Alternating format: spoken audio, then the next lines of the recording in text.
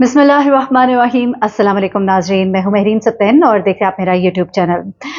नाज़रीन, मैं जैसे कि सीमा की स्टोरी को मुसलसल कवर कर रही हूँ और ये मामला जो है ये इतना सादा मामला नहीं है। ये कोई एक सीमा ऐसी नहीं लड़की जिसने पबजी पर किसी लड़के को फंसाया या किसी लड़के ने इसको फंसाया, इसने बॉर्डर को क्रॉस किया और इंडिया जा पहुँची, बल्कि ये एक बहुत बड़े फ़साद का वजह बन सकती है। बहुत बड़े फ़साद की वजह है ये।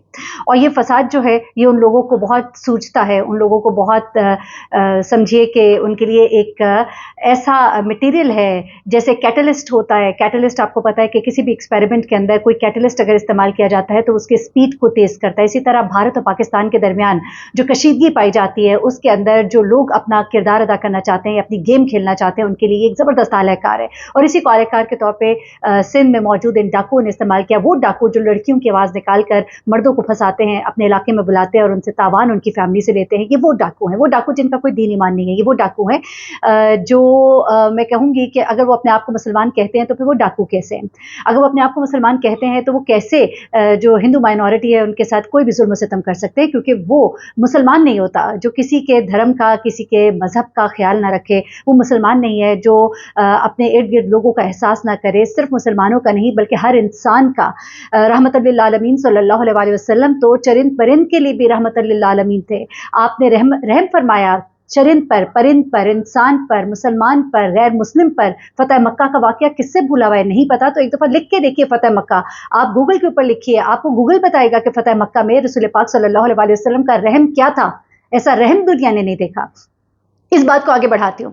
अब मसला यह है कि ये लड़की जो है इसके बारे में बहुत अजीब सी चीज़ें सामने आनी शुरू हो गई हैं। इन चीज़ों में से एक चीज़ तो एक वीडियो है जो इसकी वायरल है, एक डांस वीडियो है। ये डांस वीडियो क्योंकि मैं इस तरह की चीज़ों को पसंद नहीं करती और मैं कोशिश करती हूँ कि अपने चैनल के थ्रू ना मैं कोई ऐसी तस्वीर लगाऊँ, ना कोई ऐसी वीडियोज़ लगाऊँ जो मेरे स्कूल ऑफ थॉट को या मेरे ज़हन को सूट ना करती हो। लेकिन ये वीडियो जो है ये आप अगर देखें उसको तो माज़रत के साथ मैं इसलिए कह रही हूँ क्योंकि हमने न्यूज़ करनी होती है तो मैं उस चीज़ को फिर देखना भी होता है, उस चीज़ को बताना भी होता है। उसके अंदर ये खातून जो है जो स्टेप्स करती हुई आपको नज़र आएगी तो उसे पता लगता है कि बड़ी माहिर किस्म की रक्कासा है। बड़ी ही माज़रत के साथ मुझे ये अल्फाज, मैंने आज तक किसी खातून के बारे में इस तरह की वीडियोज़ नहीं बनाई, लेकिन एक ऐसी औरत जो फ़साद की वजह बन रही है, एक ऐसी औरत जो वहाँ पर बैठ के अपने उस मुल्क को जहाँ पे उसने सारी ज़िंदगी खाया, पिया, रहा, वहाँ से पैसे लेकर दूसरे मुल्क गई है। इस मुल्क ने उसको ये सब कुछ दिया, ये बच्चे भी उसको इस मुल्क से मिले और उसके बाद वो दूसरी जगह जाकर जिस तरह की हरकतें और बातें कर रही है। चले उसने जो शादी करनी थी, मज़हब बदलना था, वो उसका उसके रब का मामला है, लेकिन उसके बाद बैठकर ये कहना कि वहाँ पर ये कुछ होता है, बदनाम करना, जो कुछ जहाँ पर होता है वो कुछ वहाँ पे भी होता है। एनीवे, आप अगर इसकी वो डांस वीडियो देखें तो उसके अंदर ये औरत इसके जो स्टेप्स हैं वो बताते हैं कि ये बड़ी माहिर रक्कासा है। मैंने जब गौर से देखा तो कोई ना हाथों में झोल था, एक-एक स्टेप इसका इतना रिफाइंड था जिससे पता लगता था कि बाकायदा तौर पर इसने रक्स की तरबियत ली है या ये बहुत ज़्यादा रक्स करती रही है। आपको याद होगा अभी दिन को ही मैंने एक वीडियो लगाई है जिसमें मैंने आपको कुछ और हकाइक इसके बारे में बताए, जिसमें कुछ चीज़ें इस तरह की सामने आ रही हैं। बासित अली नामी एक एंकर हैं, उन्होंने कुछ चीज़ें डिस्क्लोज़ की हैं। एक शोबे से ताल्लुक़ रखने वाली खातून है जिसने इसकी दोस्त होने का दावा किया कि किसी ज़माने में इसकी दोस्त थी और जिसके मंगेतर को इसने चुरा लिया था और जो उसके साथ उसने हाल किया था। उसके बाद उसने बताया कि वो बाकायदा इसके साथ दुबई जाया करती थी, दुबई में जाके ये परफॉर्मेंसेस देती थी और वहाँ पर ही इसकी एक हिंदू एक भारतीय वजीर के साथ इसके ताल्लुकात बने और उसके बाद उसको शायद भारत ले जाने वाला और सारी ये जो आधार कार्ड, आइडेंटिटी कार्ड, पता नहीं क्या कुछ जो उसको मिले और इतने आराम से पैदल नेपाल से वो एंटर हो जाती है इंडिया के अंदर। तो उसके अंदर बताया ये जा रहा है कि उस भारतीय वजीर का हाथ है और वो उसकी मनपसंद है, गालबन ये कहा जा रहा है, और उसी के कहने पर और उसी के सारी प्लानिंग के तहत ये वहाँ तक पहुँची है। सचिन तो सिर्फ एक मोहरा है। अब आगे चलते हैं। इस खातून के डांस स्टेप्स ने भी उस बात को थोड़ी सी और तक़वियत दी क्योंकि देख के लगता है कि वाकई, क्योंकि पहले जब मैंने ये खबर सुनी तो मुझे थोड़ा डाउट हुआ, लेकिन यकीन मानिए कि वो डांस स्टेप्स इसके देखने के बाद मुझे ये यकीन आ गया कि ये खातून जो है ये एक माहिर रक्कासा है। और यकीनन मैं अब इसके बारे में कंफर्म आपको इसलिए नहीं करी कि अभी और मज़ीद रिपोर्ट्स आएंगी, चीज़ें डेवलप होंगी, लेकिन कुछ लगता तो ऐसा है कि कुछ इस बात में सदाकत ज़रूर होगी। अगली बात की तरफ आते हैं।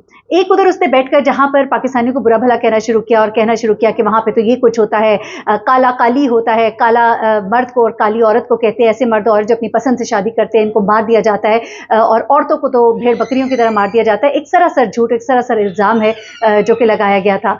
तो ये सारी चीज़ें, क्योंकि जो चीज़ें यहाँ पे हो रही है वो वहाँ पे भी हो रही हैं, और बहुत कुछ हो रहा है, बहुत कुछ नहीं भी हो रहा। गलतियाँ तो आप देखिए बड़े डेवलप्ड कंट्रीज़ हैं, उनके अंदर बड़ा कुछ हो रहा है। औरत को काट के टुकड़े-टुकड़े करके उसको फ्रिज में रख दिया जाता है, जंगल में फेंक दिया जाता है, ये सब कुछ मैं यूरोप की स्टोरीज़ भी आपको बता रही हूँ, वहाँ पे भी ये सब कुछ होता है, ये सब कुछ तो हो रहा है। लेकिन अब एक चीज़ को बुनियाद बनाकर किसी को डिफेम करना, किसी के ऊपर इल्ज़ामात लगाना, और एक ऐसी औरत का जिसने सारी ज़िंदगी जहाँ पर खाया पिया, इसने ये तो उधर से वफ़ादारी नहीं की तो कहाँ से और वफ़ादारी करेगी। सेकेंडली, हम अगर अगली बात की तरफ आते हैं, तो वो है कि अब इसने अपना ताल्लुक जो है, इसने बताया कि मेरा एक भाई फौजी है। अब ये देखिए ज़रा चीज़ों को किससे मैनिपुलेट, या तो इसको किसी ने ये स्टोरी घड़ के सुना दी है कि ये तुम कहो, हम तुम्हें पैसे देंगे, तुम ये कहो। और मैं आपको बताऊँ, इस वक़्त उनके न्यूज़ चैनल्स को आप देखें तो वहाँ पे इतनी सनसनी फैलाई जाती है, आप यकीन माने हँसी आती है देख के, ढन-ढन, ढस-ढस, और उसके बाद एक ज़ोरदार किस्म का म्यूज़िक बजता है, और चीख-चीख के उनकी न्यूज़ एंकर्स, मुझे हैरत होती है, ड्रेसिंग उनकी बड़ी मॉडर्न और बड़ी कूल ड्रेसिंग होती है, और उसके बाद कोट पैंट्स पहने होते हैं, बड़ा एक ड्रेसअप, एक अटायर है ये। और उसके बाद जब वो बोलना शुरू करती है तो यकीन मानिए लगता है कि ये किसी गली मोहल्ले में कोई आवाज़ लगाने वाला, अगर कोई बाहर रेहड़ी पे सामान बेचने वाला इंसान होता है ना, हम आपको बताते हैं पाकिस्तान से एक आतंकी पकड़ा गया। आई एम सो सॉरी, लेकिन हद होती है किसी चीज़ की। अरे भाई इन्वेस्टिगेशन करें। माशाल्लाह मैंने देखा हमारा जो आईएसआई है ना, वो बड़ा कूल एंड काम करता है, कोई शोर हंगामा नहीं, काम किया फारिग। यहाँ पर क्या हो रहा है कि जनाब अभी तक उनकी एजेंसीज को ये नहीं पता लग पा रहा कि कहाँ से और किधर से आए, कैसे गए।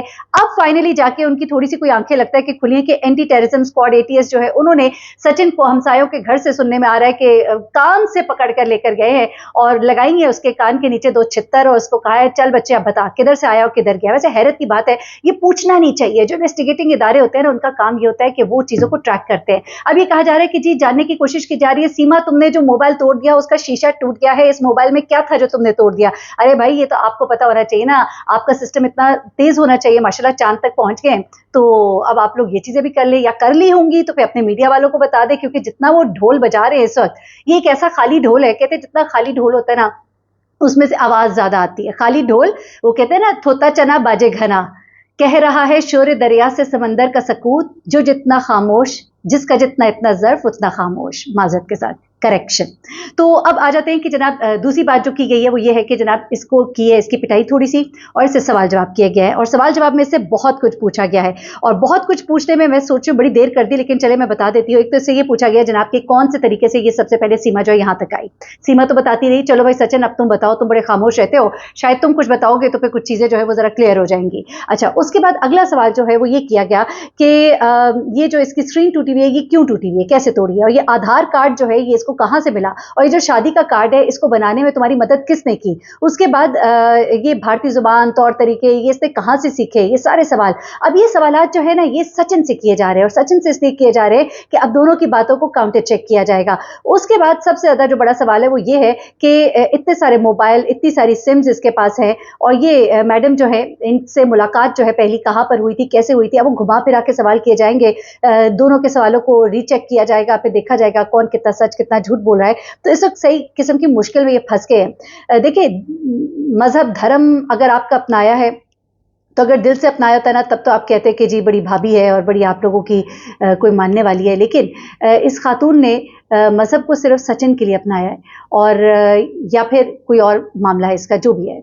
लेकिन जो बंदा अपने दीन का नहीं था वो आपके मजहब का भी नहीं होगा। वो एक इसकी दोस्त थी, उसने ठीक कहा था कि ये आज हिंदू हुई है, ये कल ईसाई भी हो जाएगी और फिर सिख भी हो जाएगी। इसको कोई भी मजहब बदलने में कोई आर नहीं है, क्योंकि इसका मजहब से कोई मोहब्बत नहीं है, इसको सिर्फ दोस्तियों से मोहब्बत है, इन चक्करों से मोहब्बत है। तो जनाब ये चीज़ है। और अब इसको जिस तरह से पटिया पढ़ा के कि फौजी भाई बताओ, फिर ये कहा जाएगा कि जी फौजी भाई ने जो है इसको ट्रैप किया कि जनाब तुम जो हो आईएसआई के लिए काम करो। अब ये एक स्टोरी बनाई जाएगी, ये लेटेस्ट स्टोरी है जिसमें कहा यह जा रहा है कि जी मेरा भाई फौजी है, गांव से फौजी जो है उनको भर्ती किया जाता है, उसको भी भर्ती किया था, पता नहीं वो फौज में रहता है कि नहीं रहता है, लेकिन ये है कि हाँ मेरा भाई फौज में है, लेकिन मेरा कोई इससे ताल्लुक नहीं है फौज से।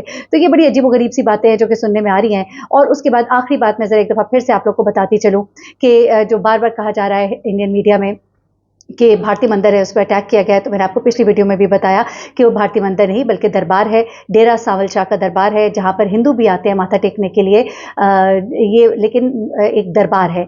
और उसके अलावा ये है कि बेशक यहाँ पे हुआ है, लेकिन ये भी एक सोची समझी साजिश के तहत है, एक इंतशार फैलाने के लिए जैसा बलूचिस्तान में किया जा रहा है अब यहाँ पर किया जाएगा, ताकि मुसलमानों का एक गलत जो चेहरा है वो दिखाया जाए और पाकिस्तान को डिफेम करने की कोशिश है। और इनकी फंडिंग कहाँ से होती है सब जानते हैं, वरना डाकुओं का कोई दीन धर्म नहीं, मैं समझती हूँ।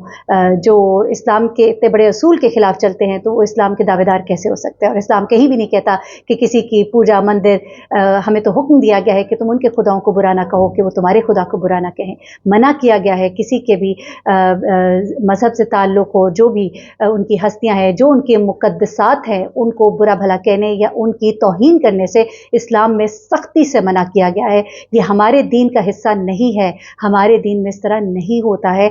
करेक्ट कर लें इसको, और जो कर रहे हैं उनका फिर दीन से कोई ताल्लुक नहीं है। अपना बहुत ख्याल रखिएगा, दुआ में याद रखिएगा। अल्लाह हाफिज।